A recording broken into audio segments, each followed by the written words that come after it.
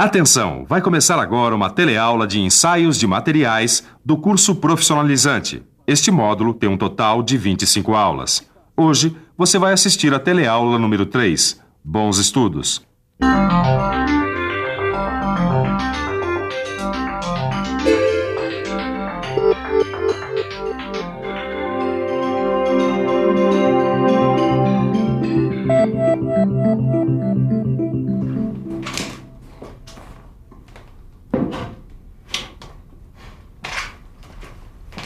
Que isso, Edgar? Brincando de estilingue? Olha só o que eu achei no fundo do armário, ó. Meu velho companheiro de infância. Ah, eu não gosto desse negócio de criança ficar acertando os coitadinhos dos passarinhos, não. Ah, Nilson, eu também acho isso um horror. Eu não acertava em passarinho, não. Eu utilizava isso aqui, ó, pra acertar em lata de óleo, que eu usava como alvo. Mas o que foi? Deu saudade da infância?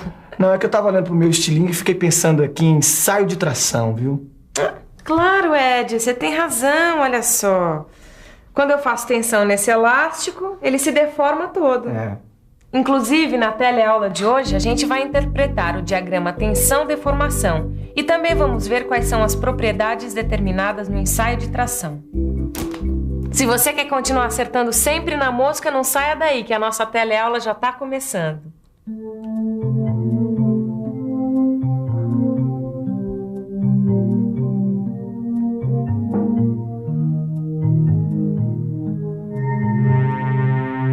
Oi, eu tô aqui com essa escala e esse elástico para tentar mostrar de uma forma simplificada como é feito um ensaio de tração.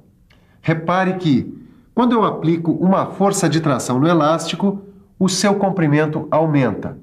Se eu paro de aplicar a força, ele volta à sua posição inicial.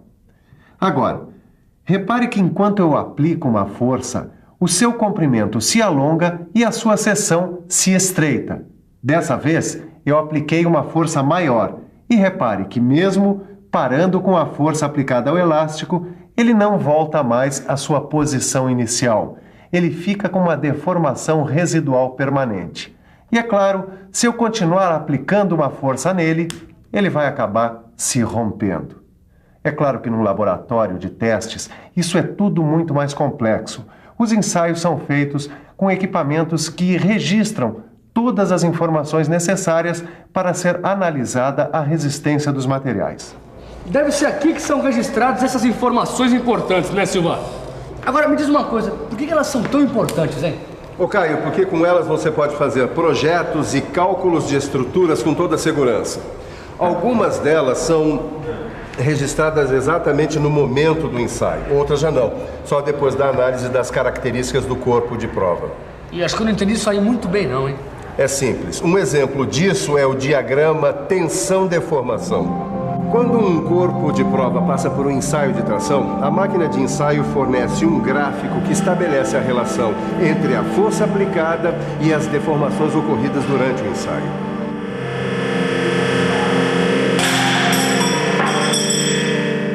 Peraí, agora que acabou o ensaio, qual é o próximo passo, hein, Silva? Como nós queremos determinar as propriedades do material ensaiado, o que nos interessa é a relação entre a tensão e a deformação. Ou seja, nós vamos usar este gráfico intermediário que foi produzido pela máquina e vamos conseguir o que nós queremos. Bom, eu já sei que tensão corresponde à força dividida pela área da seção sobre a qual ela é aplicada. E aplicando essa fórmula, nós conseguimos os valores de tensão. E nesse mesmo gráfico, nós montamos o diagrama tensão-deformação. Edgar, esse diagrama tensão-deformação pra mim tá parecendo grego. Tem letra aqui que eu nunca vi na vida. Você tem razão, mas é grego mesmo, Nilson. Edgar, você tá tirando uma da minha cara. Não, é que os valores de deformação são representados no eixo das abscissas e por essa letra grega minúscula chamada epsilon. E no eixo das ordenadas? Bom, neles são indicados os valores de tensão. Ó, tá vendo essa curva? Tô sim, pra que serve? Ela mostra algumas características que são comuns a diversos tipos de materiais usados na área da mecânica. Bom, mas então esse diagrama é um instrumento valioso para que a gente consiga o melhor desempenho do nosso kart. Claro que é. Ele informa muita coisa sobre os materiais usados no kart. Este diagrama nos informa, por exemplo, o limite elástico. Tá vendo esse ponto aqui, ó? no final da parte reta do gráfico, ele representa o limite elástico. Tudo bem, você deve estar aí se perguntando, mas o que é esse limite elástico? Lembra da experiência no início da nossa teleaula? Quando a certa altura eu parei de fazer força sobre o elástico e ele voltou à sua posição inicial? Pois é, limite elástico é isso. Se o ensaio for interrompido antes desse ponto e a força de tração retirada, o corpo volta à sua forma original. E o interessante, Caio, é que na fase elástica os materiais obedecem à lei de Hooke. Quer dizer, as deformações são diretamente proporcionais às tensões aplicadas. E o que quer dizer isso, diretamente proporcional? Quer dizer que as deformações aumentam na mesma proporção que a força aplicada. Bom, quer dizer então que se eu aplicar uma força de 10 newtons por milímetro quadrado e o corpo de prova alongar 0,1%, se eu aplicar uma força de 100 newtons, o corpo vai alongar 1%. Aí tá aí. Gostei desse Hooke. Agora, como é que ele chegou nessa lei, hein? Em 1678, o cientista inglês Robert Hooke descobriu que uma mola tem sempre a deformação epsilon proporcional à tensão aplicada T. Daí ele desenvolveu a constante da mola K. Foi assim que ele chegou à sua lei de Hooke. Edgar, você já imaginou como é que seria se o Hooke não tivesse descoberto essa lei? Bom, e com um montão de molas que a gente usa no nosso kart, ia ser um Deus nos acuda para encontrar a mola correta. Bom, isso é sem calcular a constante, né? Mas ainda bem que a gente pode usar o módulo elasticidade, ó. Como é que é isso, hein, Edgar? Ó, na fase elástica, se nós dividirmos a tensão aplicada pela deformação em qualquer ponto, nós vamos encontrar um valor constante que é o módulo elasticidade. E como é que se representa matematicamente essa relação? Por essa expressão, sendo que o E é a constante deste módulo de elasticidade. Na prática, Edgar, o que isso tudo quer dizer? É que o módulo de elasticidade indica a rigidez do material. Ah, acho que eu entendi. Quanto maior o módulo, menor vai ser a deformação elástica resultante da aplicação de uma tensão e mais rígido vai ser o material.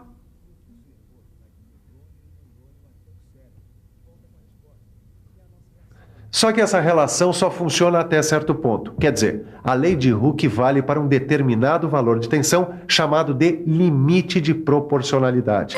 A partir desse momento, a relação entre tensão e alongamento deixa de ser proporcional. E é fácil visualizar quando isso acontece. Aqui no gráfico, o limite de proporcionalidade aparece representado pelo ponto A'. A partir dele, a deformação deixa de ser proporcional à carga aplicada. A partir desse ponto, o corpo começa a se comportar de uma forma diferente. É o final da fase elástica. Mas se é o final da fase elástica, o que acontece com o corpo? Ele entra na fase plástica e nessa fase a deformação do material é permanente. Ah, entendi. Mesmo que a força de tração seja retirada, ele não volta à sua forma inicial, é isso? Exatamente. Só que no início da fase plástica ocorre um fenômeno chamado de escoamento. E o escoamento é caracterizado por uma deformação permanente do material sem que aconteça um aumento da carga. O que ocorre é um aumento da velocidade da deformação. Repare aqui no gráfico que durante o escoamento a carga oscila entre valores muito próximos uns dos outros. Mas depois que acaba o escoamento, o que acontece? Bom, aí vem o encruamento. Encruamento. E o que é isso? Bom, encruamento é um endurecimento provocado pela quebra dos grãos, que formam o material quando deformados a frio. Ah, acho que eu entendi. Como o material resiste cada vez mais à força de tração aplicada, é necessário que exista uma tensão cada vez maior para que ele se deforme. Exatamente. E é justamente nesse ponto, né, que a tensão recomeça a subir. Tem atingir um determinado nível, que é chamado de limite de resistência. Ó, dá uma olhada aqui. Bom, se esse ponto máximo tem a ver com o limite, então esse ponto aqui é o limite de resistência.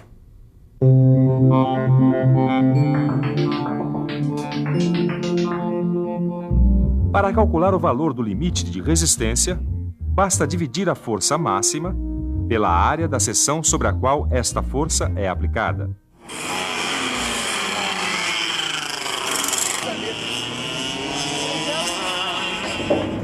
Agora que a gente já conhece os limites de resistência dos materiais do kart, Ed, ninguém mais segura essa máquina.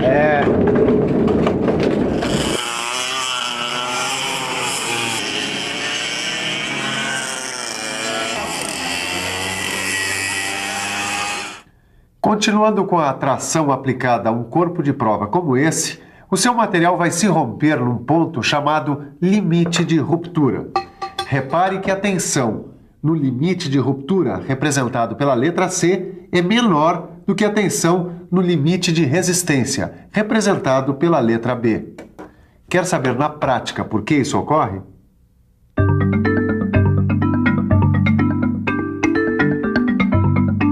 Isso acontece, Caio, por causa da diminuição da área do corpo de prova depois de atingida a carga máxima. Ficou bastante fino o ponto onde partiu, né? Essa redução percentual bem na área de seção transversal do corpo de prova é chamada de estricção. Ela determina o grau de ductilidade do material. Tá bom, Silva, mas como é que isso funciona? Quanto maior for o percentual de estricção, mais dúctil, quer dizer, mais deformável é o material, entendeu? Entendi, mas mesmo assim eu preciso de uma boa revisão. E atenção, se liga aí que é hora da revisão. Na teleaula de hoje você ficou sabendo como interpretar o diagrama tensão-deformação e ainda aprendeu as diversas propriedades determinadas no ensaio de tração. Bem, para ficar bem afiado na interpretação do diagrama tensão-deformação, você tem que praticar, hein? No seu livro você encontra ótimos exercícios. Então, mãos à obra e até a próxima. Tchau.